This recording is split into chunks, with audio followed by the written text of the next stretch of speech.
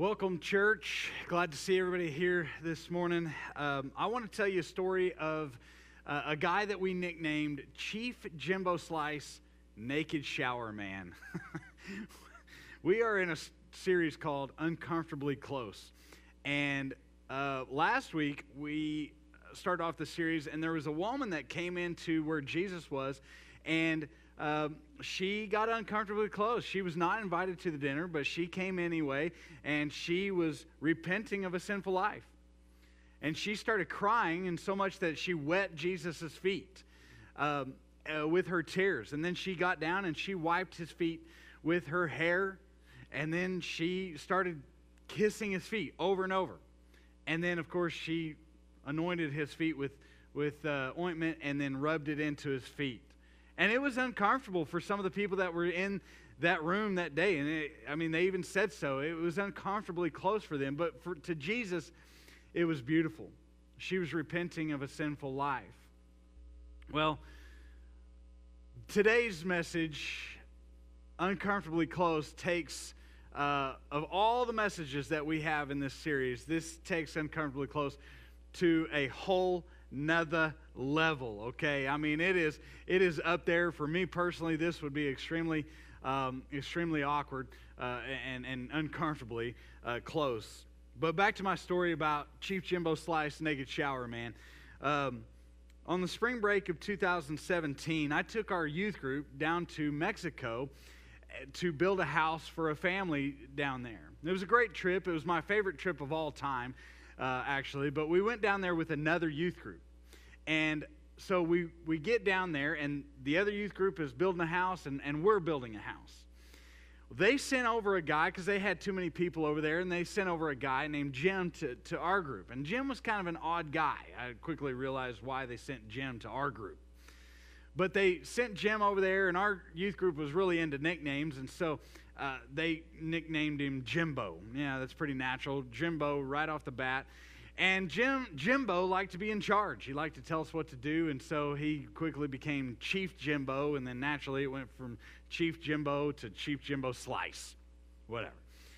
And but he earned the ending suffix of his name, Chief Jimbo Slice, Naked Shower Man, about midway into that week. We were camping out in the Mexican desert. I mean, it was just a plot of sand. I mean, there was no running water. There was no electricity. I mean, it was just a plot of sand that we put up our tents. We had a place to eat, and then we had a place to shower. And this shower, like I said, there's no electricity. There's no running water. So basically, all it was just they erected some plywood into a box. I mean, that's what it was just a box. There's no roof. There was no door. It was just an opening. And that opening, you could see all the way into the camp, into the shower. And so naturally, many of us, we would go kind of around the corner a little bit to have a little bit of privacy. Most of us showered with our shorts on, and they put some nails in there so you can hang up a bucket of water and kind of wash yourself and rinse yourself off. I mean, that's all we were doing. And so we were in there, and Chief Jimbo Slice, he comes into the shower, and he sees that straight ahead, there's nobody over there.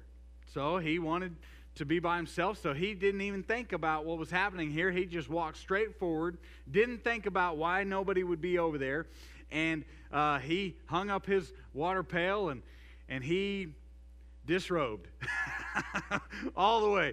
And he never, ever turned around to think about who could see what. And of course, some kids in my youth group, they punched me in the shoulder, and they were pointing at Chief Jimbo Slice, and it was too late, man.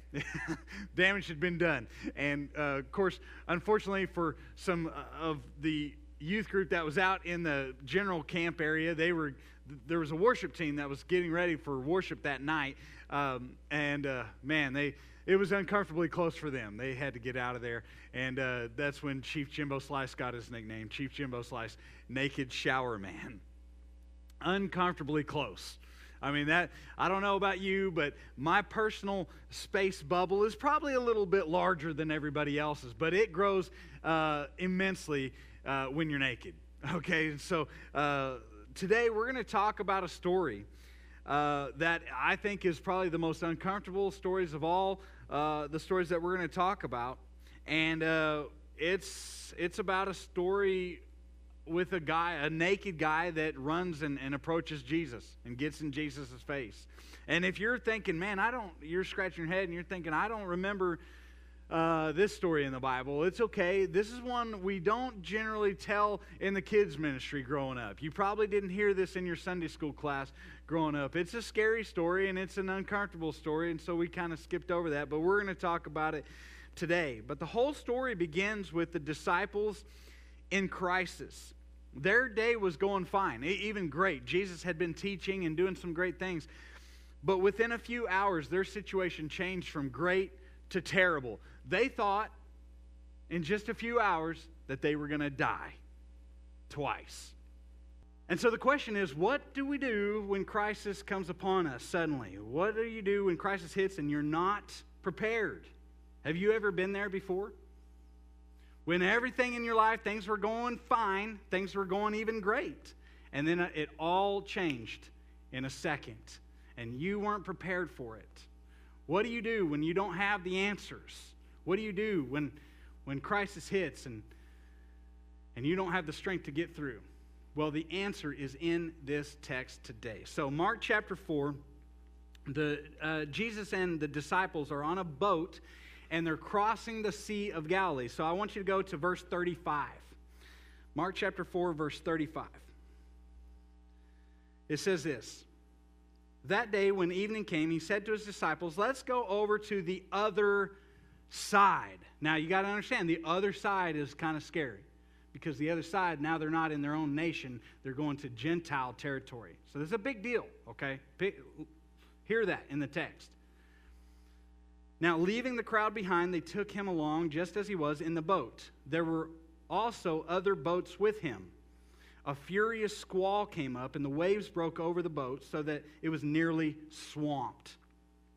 Jesus was in the stern, sleeping on a cushion. The disciples woke him and said to him, Teacher, don't you care if we drown? He got up, rebuked the wind, and said to the waves, Quiet, be still. The wind died down, and it was completely calm. Now, if you go to the Sea of Galilee today, you're going to see why these furious squalls are able to happen so quickly out there. Because the Sea of Galilee sits 700 feet below sea level. So it's very, very low. Well, on the east side, you got the Golan Heights that rise up pretty far. On the west side, you have other hills that protrude up. And then on the north side, you have Mount Hermon that sits 9,000 feet above sea level. And so all of that right there is, you got cold, dry air that sits up there. And then down low on the surface of the water, the sun is baking it. It's heating it up, right? And so all that is happening. And then when that air flows down, it rushes down and it smacks that warm air. Turbulence can happen. Well, also, cut into these hillsides are deep valleys and crevices. And so the wind, it doesn't just come down a plain. It comes down these valleys and it speeds it up like a wind turbine. And so all of a sudden, it can be a beautiful day out on that water. And all of a sudden, in just a matter of moments, you can have a furious squall. And that's what happened. And all of this was set up by God. Because God is going to teach something very necessary to his disciples here. So you have this furious squall that comes up. And Jesus, in the middle of it, he stands up. And of course, they're asking him, why don't you even care? They think they're about to die. Don't you care that we're about to die? Now, they're nervous because not only is there a storm, but where are they headed? They are headed into Gentile territory, and they are nervous about this. And we would be too. Because if you go and you cross the border into a nation that generally hates you as an American, if you went into a nation that hates Americans, you're going to be a little bit nervous. That's what was going on there. And so, in this story, what you're going to have is you're going to have chaos. You're going to have chaos both in the physical realm, and then when they land, they're going to have chaos in the spiritual realm. And Jesus is going to say, I am in complete control of both. And so look, Jesus calms the storm, and the disciples, they're just shocked to their core. They are terrified, it says. And look in verse 41, Mark 4:41. It says this: they were terrified and asked each other, "Who is this?" That's the verse right there. This is the verse that it all comes down to, is who is this? Even the wind and the waves obey him. Now, it's interesting that this wasn't the first time that a similar question had been asked of Jesus. Who is this? Almost the same exact question had been asked a couple of chapters before in Mark chapter 1. In Mark chapter 1, verse 21, flip over there. Mark 1:21, it says, they went to Capernaum, and when the Sabbath came, Jesus went into the synagogue and began to teach. And the people were amazed at his teaching because he taught as one who had what? Authority. Authority. So keep that in mind. That authority is going to be in both of these texts. And then it says, not as teachers of the law. Now, as he's doing this, he's teaching and people are amazed. Guess what happens? A dude in church, they're at church, and a guy starts screaming at him. Screaming at him. He's got a demon in him. Now, listen, if you talk to me while I'm on stage, while you're down, it's kind of weird, it's kind of awkward, but if you start screaming at me, that's going to be a little uncomfortably close, all right? That's going to be weird, right? Well, this guy starts screaming at me, or at Jesus, from the pews, basically. He starts screaming, and he has a demon in him. And Jesus drives out this demon, here's the thing, in a word. Now, in that era, in that time, they had ways to drive out demons, but nobody had ever done it with just a word. It was a process. It involved all kinds of things. Jesus just says, look in verse 25. In chapter 1, he says this. He says, be quiet, Jesus said sternly. Come out of him. And the impure spirit shook the man violently and came out of him with a shriek. And look at what happens. In verse 27, look at what they ask. Look at the question. The people were all so amazed that they asked each other, what is this? What is this? A new teaching, and with authority. He even gives orders to impure spirits, and they obey him. So in Mark chapter 1, you've got what is this that they're asking about Jesus regarding his what? His authority, right? And now in Mark chapter 4, it's who is this regarding his authority, right? So you've got these questions that are being asked. And let me just pause right here and just say that our answer to the question of who Jesus is the most consequential question of all time. The most important thing about you is how you answer that question. Who is this? That is the most important thing about you, because that will determine your eternity. Who is this? Now, if you thought Mark 4 was wild, uncomfortably close, Mark 5, now we're going to take it to an H&L, a whole nother level. Grammatically wrong, but makes the point. Mark chapter 5, verse 1. Look. Let's read through verse 8. It says, they went across the lake to the region of the Gerasenes. When Jesus got out of the boat, a man with an impure spirit came from the tombs to meet him. The man lived in the tombs, and no one could bind him anymore, not even with a chain. For he had often been chained hand and foot, but he tore the chains apart and broke the irons on his feet. No one was strong enough to subdue him. Night and day among the tombs and in the hills, he would cry out and cut himself with stones. When he saw Jesus from a distance, he ran, and he fell on his knees in front of him. He shouted at the top of his voice, "What do you want with me, Jesus, Son of the Most High God? In God's name, don't torture me." For Jesus had said to him, "Come out of this man, you impure spirit." Now, this is a wild scene. And what do we know about this scene?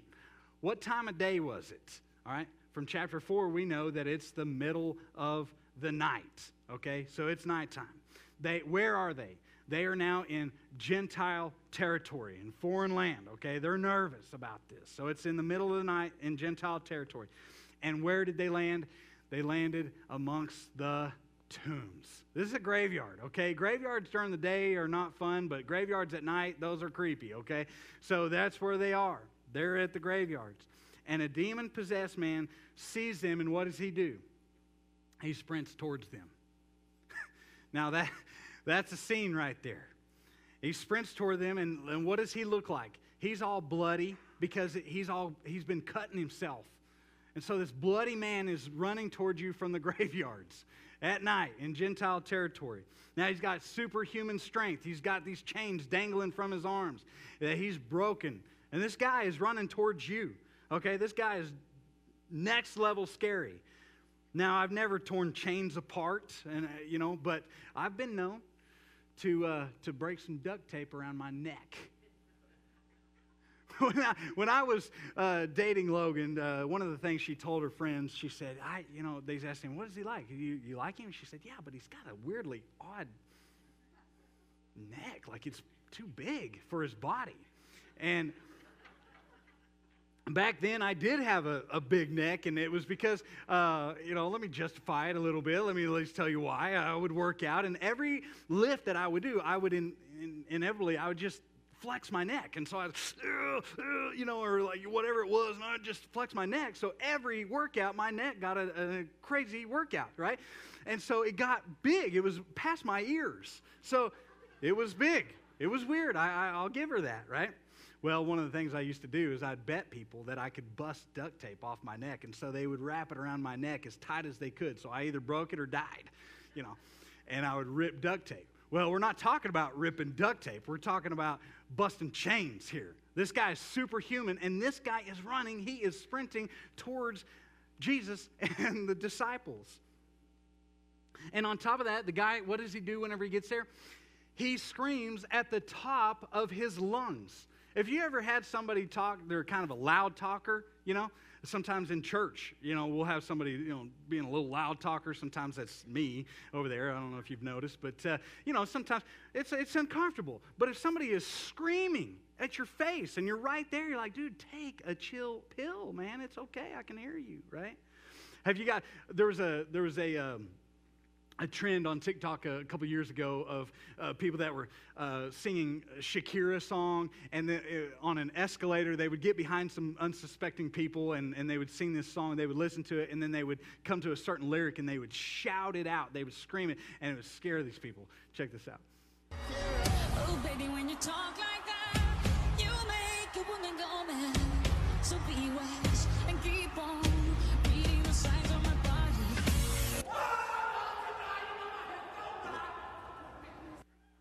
All right, so next time you're on the escalator, you know what to do. You know what to do. Mark chapter 5, verse 9 and 10. Let's keep going. It says this, then Jesus asked him, what is your name? That's important. He said, my name is Legion. He replied, for we are many. He begged Jesus again and again not to send them out of the area. Now, why did he ask for his name? Why was that important? It was extremely important in that day when they were exorcising demons to know the name of the demon, because knowing the name of the demon gives you authority over that demon. And so that's what they would do. They would learn the name of the demon. But also, when they would drive out the demon, it mattered on by whose name they were driving it out. It mattered. So they would use names like Solomon. In the name of Solomon, he was a very common one that they would drive a demon. By the name of Solomon, I cast you out. Or by the name of Elijah, they would use Elijah's name, or sometimes they would use Moses' name. And so they would use names in order to have authority. But Jesus doesn't do that. He says, what is your name? And he says, Legion. And he didn't give another name. He just, by Jesus' own authority, he drives this guy out, this demon out. And it's not just a demon, right? It's Legion. Now, why does he say that his name is Legion? Well, for there are many, they said. And a legion, maybe you know this, but a legion was it was a Roman army of 5,000.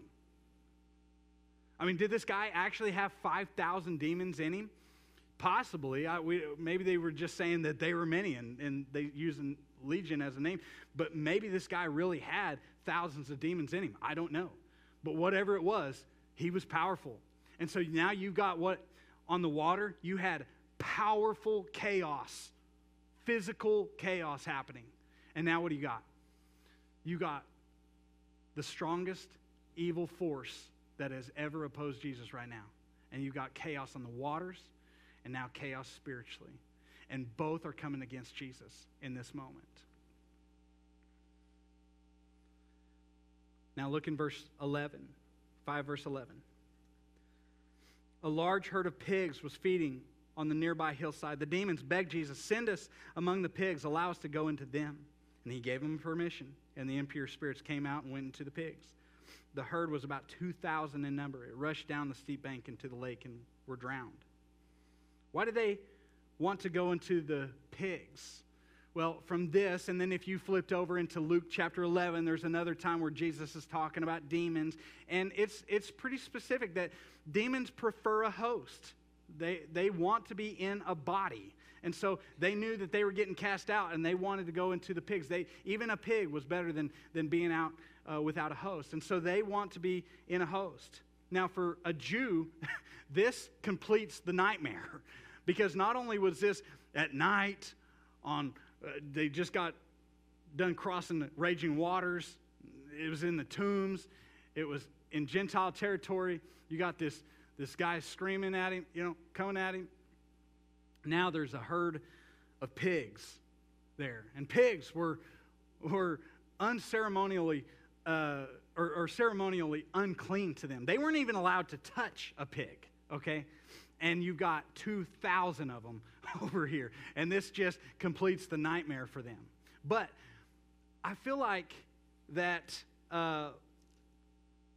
there's an instance here where Mark kind of, I think he drops the ball a little bit, because, man, there is something that Luke includes whenever he tells the story that Mark does not. And I think it's an important detail here. Luke tells the same story, but in Luke chapter 8, verse 27, Luke says this about it. He says, "When Jesus stepped ashore, he was met by a demon-possessed man from the town. For a long time, this man had not worn clothes or lived in a house, but lived in the tombs." This dude is nude, okay? Mark, and I'm saying, Mark, you can't leave that out, okay? That's an important detail to the story here. That takes it from scary to really scary, okay? And so I have what I think is a pretty big personal bubble. But if you're nude, okay, that bubble grows exponentially, okay? And so this guy is running towards them, and look at the response. Jesus drives out the demon. He drives out the demon from this guy. Demons from this guy. And look at the response. In Mark chapter 5, verse 14, it says this: "Those tending the pigs ran off and reported this in the town and the countryside.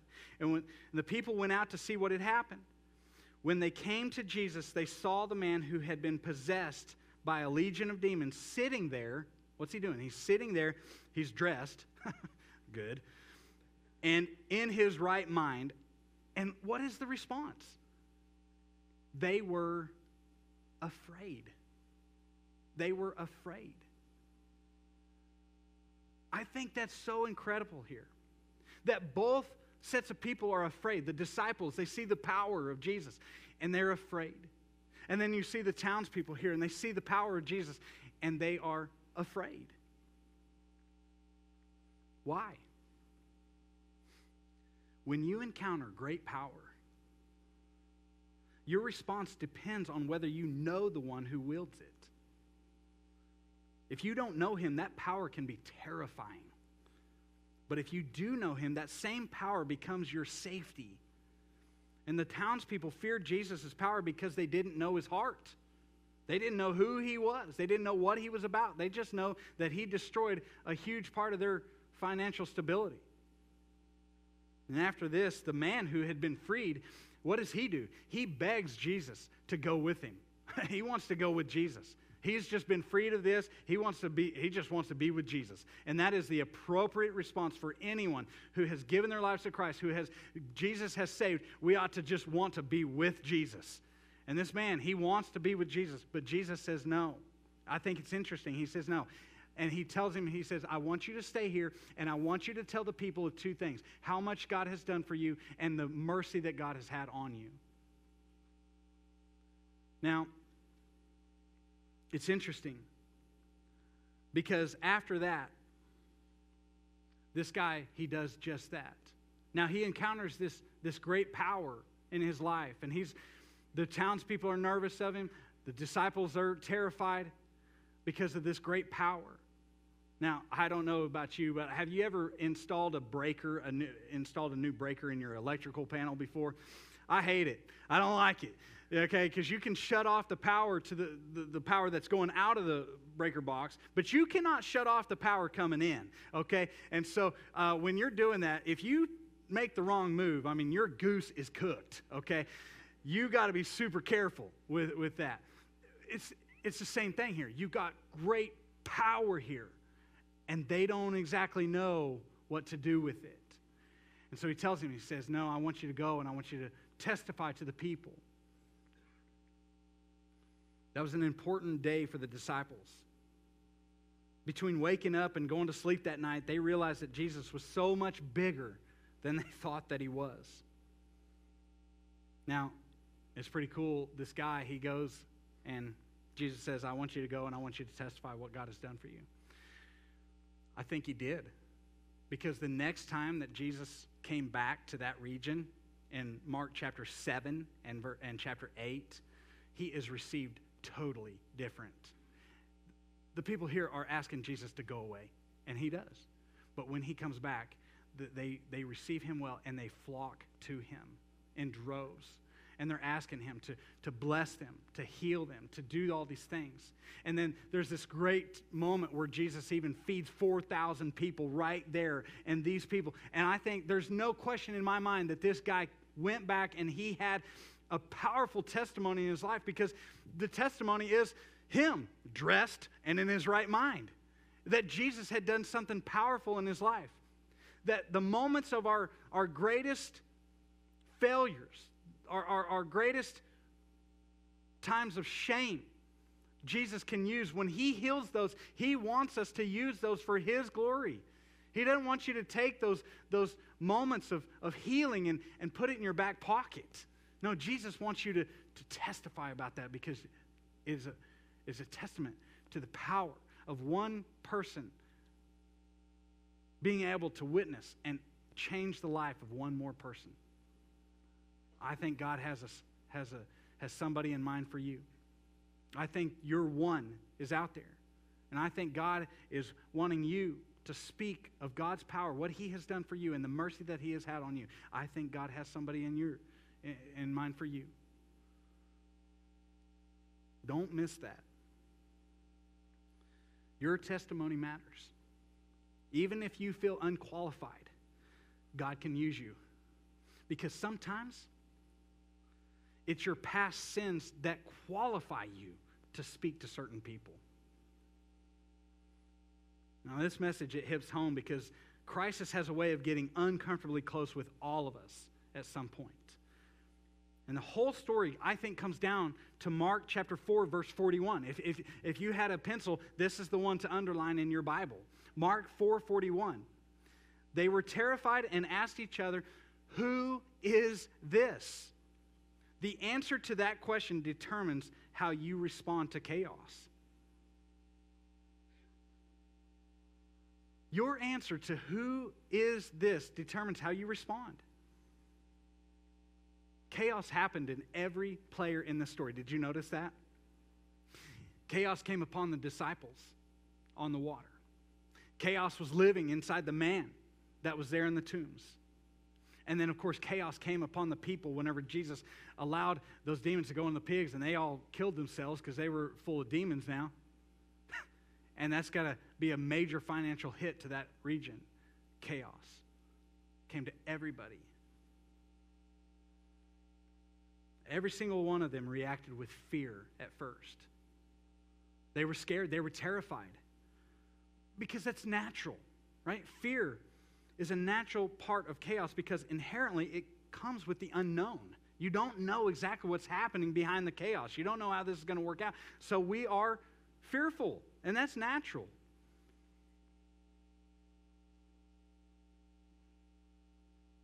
But that's what chaos is. It's the reality of, or the potential of, trouble coming from the unknown. But the greatest question of all time is this: who is Jesus? Because that changes that fear. Who is Jesus? People had been asking who Jesus was from the very time that he was born. Do you guys remember whenever King Herod was made aware of this child? What did he do? He wanted to find out, who is this child? And he went to great lengths to eliminate this child because of who he thought that he was. The Pharisees, whenever Jesus started ministering on the earth, they were asking, who is this guy? And over, they would ask, who does he say that he is? And ultimately, they had him crucified because of who Jesus was. Pilate, even, whenever he was investigating Jesus, what did he say to Jesus? He says, are you the king of the Jews? He wanted to know who Jesus was. Everybody's trying to figure out who Jesus is. Even Jesus' own disciples. Jesus dies, all right? Then he's resurrected, and then for many days he's appearing and he's teaching, and he's doing all this, and he's on top of the mountain, and he's about ready to ascend into heaven. And even then, you have his own disciples not exactly sure what he was about and who he was, because they asked him at the very end, they said, hey, Jesus, are you now going to militarily restore Israel? And Jesus is like, that's not who I am. And ever since that point, people have been asking the question of who is Jesus? Some people think he's a fool. He's out of his mind for saying these things. Some people just think he's a legend, that he's some story that was made up. He's not a real guy. And other people have given their whole lives. They've made their whole lives about him. That day, Jesus wanted to show his disciples that who he was in control, complete control of everything. Everything physical and everything spiritual. Because here's the deal, Jesus doesn't flinch. It's impossible for Jesus to be scared like that. You know, if an ant walks across your desk and he starts raising his fist and saying that he's going to hurt you, right? You're probably not too intimidated, right? Your greatest chaos is an ant on the desk of Jesus. He is not intimidated by chaos. And that matters, of course, because if Jesus is in control, then I can trust him in the middle of my chaos. Don't get caught fearing the wrong thing. My prayer is that we will return to complete trust in Jesus. And can I make one last small observation? In Mark chapter 4, verse 36, back in chapter 4, did you notice when it said that there were also other boats with him? Did you notice that? Why did Mark make note of that? In the chaos of the storm, do you think that it matters which boat you're in? Absolutely. We want to be in Jesus' boat because chaos came to every boat that was out there, but only one boat had Jesus in it. Your storm is coming. Maybe you've been through a storm. Maybe a storm is coming in your life. Please choose to be in the boat with Jesus. It matters. Jesus would go and he would hang on a cross to save us from the ultimate chaos of hell. Give your life to him. Submit your life to him. Make him the king of your life. Your storm will come. And you might even wonder if Jesus was asleep and didn't notice your storm. But after it all, you'll look back and you'll see that Jesus was even bigger than you thought that he was. And maybe at the end of your chaos, you'll tell people just how much Jesus has done for you. Let me pray.